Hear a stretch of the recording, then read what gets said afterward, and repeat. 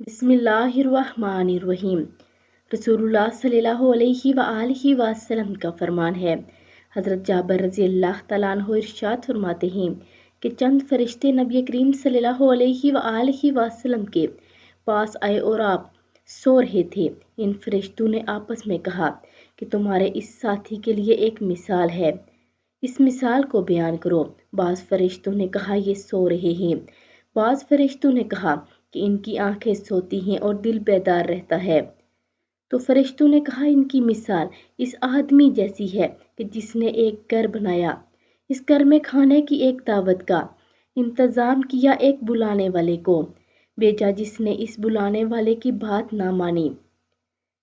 وہ گھر میں داخل ہوا، وہ نہ اس دعوت میں سے کھایا۔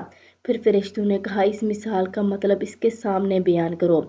اس پر بعض فرشتوں نے کہا یہ تو سو رہے ہیں، بعض نے کہا ان کی آنکھیں سوتی ہیں اور دل بیدار رہتا ہے۔ تب فرشتوں نے یہ مطلب بیان کیا کہ وہ گھر جنت ہے اور بلانے والے محمد صلی اللہ علیہ وآلہ وسلم ہیں، لہٰذا جس نے محمد صلی اللہ علیہ وآلہ وسلم کی اطاعت کی اس نے اللہ کی اطاعت کی، اور جس نے محمد صلی اللہ علیہ وآلہ وسلم کی نافرمانی کی اور محمد صلی اللہ علیہ وآلہ وسلم کی وجہ سے لوگوں کی دو قسمیں ہوں گی، جس نے آپ کی مانی اس نے اللہ کی مانی اور وہ جنت میں جائے گا، اور جس نے آپ کی نہ مانی اس نے اللہ کی نہ مانی اور وہ جنت میں نہیں جائے گا۔